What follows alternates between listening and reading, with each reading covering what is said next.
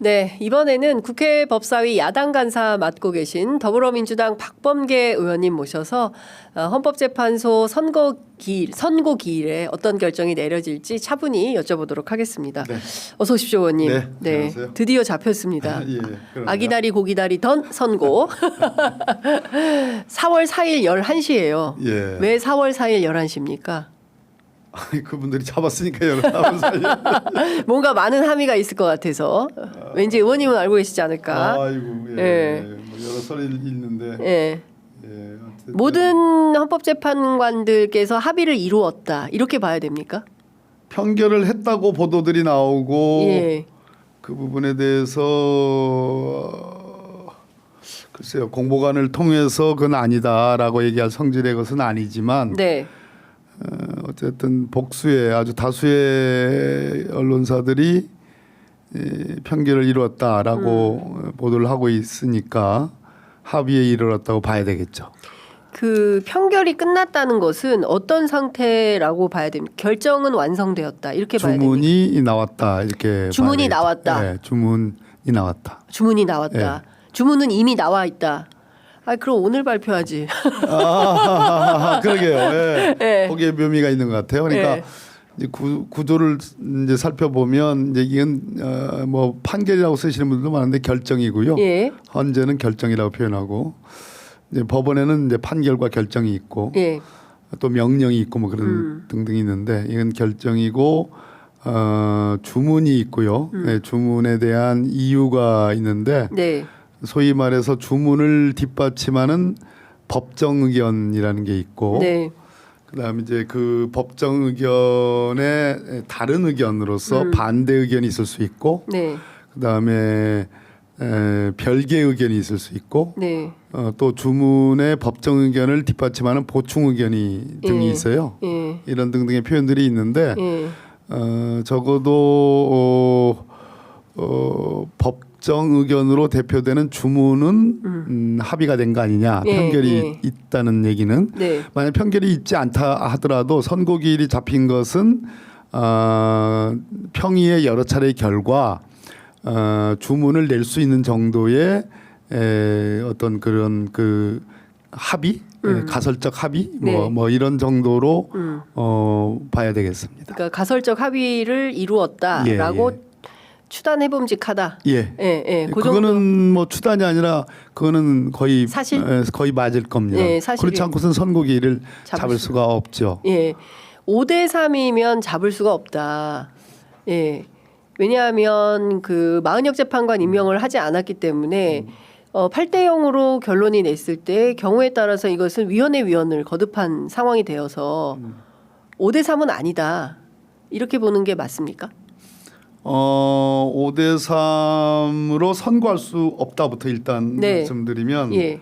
5대 3으로 선고할 수가 없게 되겠죠. 예. 왜냐하면 헌법재판소 스스로가 예. 전원일치의 결정으로 이진숙 방통위원장에 대해서 이진숙? 예, 이진숙은 이진숙. 4대 4. 아니 4대 4가 아니고 전원일치? 예, 그 이진숙에 대한 탄핵 소추가 있었잖아요. 네, 있었죠. 탄핵 소추 결정에서는 4대 4로 기각 결정을 했는데 네. 그 기각 결정을 하기 전에 네. 소위 심리 정족수라는 판단이 있었습니다. 예. 가처분 판단. 네. 그 가처분 판단을 왜 했냐면 그 당시 헌법재판소장 이종석 소장입니다. 그리고 네. 재판관 두 분이 네. 퇴임이 예정돼 있었어요. 예. 며칠 안 남겨놓은 그렇죠. 상태에서 그러면 9명 중에 3분이 퇴임하면 6명밖에 안 되잖아요. 예. 근데 헌법재판소법 23조 1항에 그 심판 정족수라 해가지고 7명으로 심판 정족수를 네. 규정이 있습니다. 네. 그래서 3명이 퇴임하면 7명이 안 되잖아요. 그렇죠. 그래서 6명으로도 심리를 할 수 있다라는 예, 가처분을 그렇죠. 예. 합니다. 그래서 예, 그 예. 조항 23조 1항 조항을 그 효력을 정지하는 예, 예. 그러니까 헌법재판소 자신의 근거법인 헌법재판소법의 23조 1항을 헌법재판소가 우리는 이거 안 지켜도 돼. 네. 라는 그 심리 정족수 가처분을 하거든요. 네네. 효력 정지 가처분. 예. 그래서 6명으로 얼마든지 심리를 할 수 있고 증거 조사할 수 있고 소위 사건을 성숙시킬 수 있다. 네. 그런 표현을 썼어요. 그러면서 동시에 뭐라고 그러냐면 소위 재판관의 공백 상태라는 표현을 썼습니다. 네. 공백 상태. 예. 즉 그 6명으로 재판을 할 수 있지만 추가적으로 재판관의 그 공백 상태를 없애고 추가적으로 합류함으로써 결론이 바뀌거나 아니면 결론을 정할 수 있는 경우에는 선고를 할 수 없는 그런 표현들 네. 그런 표현으로 해석될 수 있는 것들이 있습니다. 그러면 지금 이 윤석열 탄핵 사건으로 오면 그 5대3 구조라는 건 저는 인정도 하지 않고 있지만 네. 5대3 구조라 하더라도 마은혁 재판관이 합류되면 네. 5대4에 합류할 가능성은 없죠. 없어 보이죠. 예. 여러 차례 6대 말씀드렸지만 6대3이 되는 거죠. 예. 그래서 결론이 바뀐다. 예. 그렇기 때문에 헌재가 스스로 판단한 판단의 성격에 비춰보면 5대3으로 선고할 수는 없는 거다. 네. 이런 말씀입니다. 그러면 지금 그러면 6대2 구조에서부터 7대1 구조에서 8대0까지 열려 있는 거예요. 열려 있는 것이고 예. 뭐 말하기는 싫지만 국민의힘 측은 뭐 예. 윤석열 측은 뭐 4대4까지도 예. 기각. 기각도 얘기를 주장을 하는 거죠. 예. 근데 질문하시면 또 예. 답하겠습니다. 그러니까 지금 뭐 레인지가 6대2, 7대1, 8대0 인용이다라는 예. 것이고, 근데 4대4 기각은 어떤 설정에서 가능한 주장일까요? 그러니까 이제 5대3의 그 소위 데드락 내지는 교착 상태 구조라는 것 자체도 네. 진보 진영이나 이 민주당 쪽 또는 야당 쪽에서 주장한 것이 아니고 네. 일말의 윤석열 복귀 가능성, 기각 가능성을 조심스럽게 아니 조심스럽게도 아니네요. 네.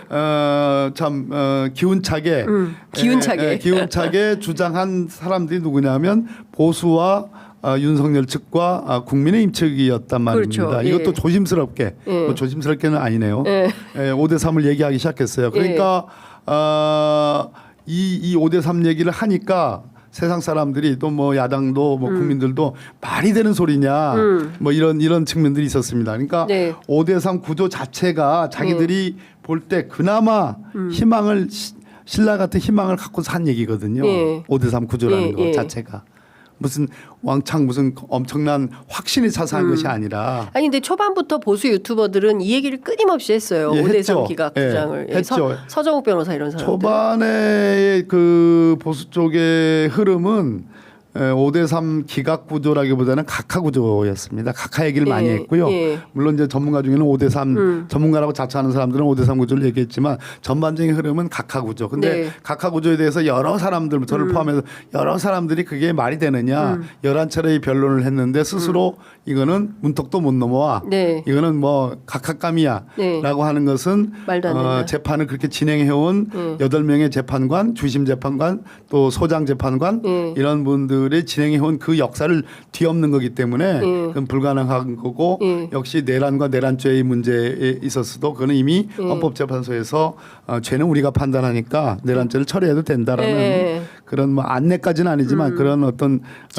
정리가 있어서 했기 때문에 각하설이 이제 없어진 거고 그 다음에 나온 게 이제 5대3 구조였는데 5대3 구조라는 것도 뭐 지금 다수가 5고 네. 소수가 3이잖아요. 네네네. 그런데 그 5에서 4대1. 한 사람이 이탈해서 네, 네.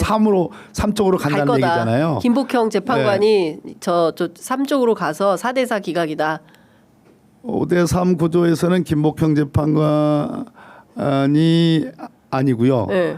5가 탄핵 쪽입니다. 예. 5가 탄핵 쪽이고 사람 삼이- 실명을 얘기하기는 좀 그렇고 예, 예. 5가 탄핵 쪽인데 김복형 재판관이 아닙니다. 5대3 안에 이미 네. 들어와 있어요? 생각해 보세요. 응. 두 명의 각하 있잖아요. 의견과 그다음에 이거는 한덕수 총리 때 이거는 그 위헌 사유가 아니다라고 했잖아요. 예. 그분 한 분 있잖아요. 그분이 김복형 재판관이잖아요. 아니, 그러니까 이미 3에 들어가 있는 거죠. 그렇게 그렇게 따지면 그러면 나머지 5, 4, 1 있잖아요. 4 플러스 1 있잖아요. 1은 아주 가장 이거는 파면감이야. 한덕수조차도 한 분이 있잖아요. 있죠. 그럼 그 네 분 중에 한 분이 이탈해서 3으로 따라가야 되는 구조잖아요. 누군가 생각이 날 겁니다. 그래서 그 구조는 쉽지 않다. 4대4 구조는 정말로 그거는 희망 고문이지 그건 쉽지 않다. 그래서 6대2 정도의 즉 마흔역 재판관을 끼우지 않더라도 선고를 할 수 있는 6대2 구조가 만들어진 거 아니냐라는 추론이 가능한 거죠. 선고기를 잡았다는 거죠. 네. 그러니까 지금 상황에서는 하여간 인용 가능성이 매우 높은 상황인 것이다. 이제 그렇게 보는 게 맞다. 그런데 뭐 어쨌든 지금 뭐 민주당에서는 오늘 속보 나온 거 보니까 국회 주변에서 비상한 상황에서 비상행동에 돌입한다. 그리고 의원들 전원 비상대기 태세를 갖춘다. 이제 이런 보도가 나와 있는데요. 이렇게까지 긴장을 높이는 이유는 아니 그건 너무 당연한 조치입니까? 그건 어제 그저께 계속되는 건데요. 선고기를 잡히니까 탄핵 파면에 온 염원을 다 쏟자 집중하자라는 그런 차원이지 그것이 무슨 비상한 어떤 무슨 다른 상황이 예고돼서 또는 짐작이 돼서 하는 것은 아닙니다.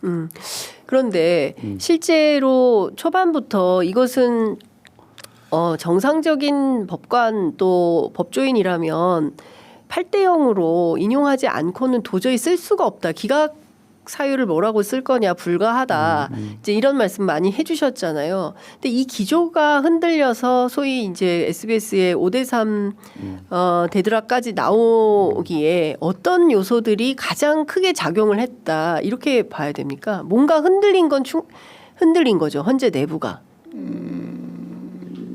흔들렸다 이견이 있다라는 것은 맞는 것 같고 그 전반적으로 다시 복귀해 보면 초기에 8대 0 프레임 즉 증거조사가 충분히 돼 있지 않지만 헌법재판관 8분들도 생생한 동영상을 봤던 거고 여러 가지 영상 기록들이 다 있는 것이고 언론 보도라는 것이 거의 뭐 100% 그 침탈과 그 뭐 말도 안 되는 포고령과 국무회의 없는 상황 이런 것들이 다 보도가 됐기 때문에 초기 프레임은 8대 0 당연 파면을 내란 행위를 전제로 한 당연 파면이 확실히 지배하고 있었던 것 같습니다. 그렇지 않으면 재판을 중심을 잡고 쟁점을 정리하고 거기에 따른 증거 조사를 하는 데 있어서 그렇게 8대 0 전원일치라는 문영배 소장의 여러 차례의 어나운스 발표가 있었거든요. 재판 진행 중에. 그리고 정영식 재판관 또 김영두 재판관 이런 분들이 증인들에게 물어보는 여러 가지 요소들을 살펴보면 충분히 8대 0으로 어떤 지배적인 어떤 공감 8분의 그런 것이 있었다고 보여지는데 그것은 국민의힘 의원도 저하고 토론하면서 인정을 합디다. 그런데 역시 변수는 윤석열이 석방이죠. 구속 취소로 석방이 되면서 보수 쪽의 힘이 굉장히 풀주고 있다가 이제 살았다 하는 식으로 기세가 등등해지고 많은 집회를 했고 그것이 하나의 세력으로서 작용을 하니까 아무래도 정치적 헌법 재판을 하고 하는 헌법재판소에 다소 사실상의 압력으로 작용한 거 아니냐라고 볼 수 있는 대목이 있었고 그런데 그것이 그러면 뭐 노골적인 기각 의견이나 또는 각하 의견으로 그런 것이 아니라 소위 절차 지연 이렇게 일찍 숙고하지 않고 선고하는 것이 맞느냐라는 그러한 절차 지연론이 튕겨져 나온 거고 급기야는 뭐 내심을 알 수 없으나 이재명 당대표 선거 지난 26일 지난주죠. 지난주인가요? 그럼 26일 선고를 마치 기다린 듯이 그걸 보고서 판단하듯이 하는 그렇게 읽혀지는 대목이 있었는데 결과적으로는 이재명 대표 선거가 난 그 주에는 뭐 속이 보이는 것이니까 그 주에는 선거를 못 잡았고 그 다음 주에는 이번 주에 예, 이번 주에 오면서 선고기를 이제 잡게 된 거다. 예, 예. 그렇게 봐야 되겠죠. 그렇군요.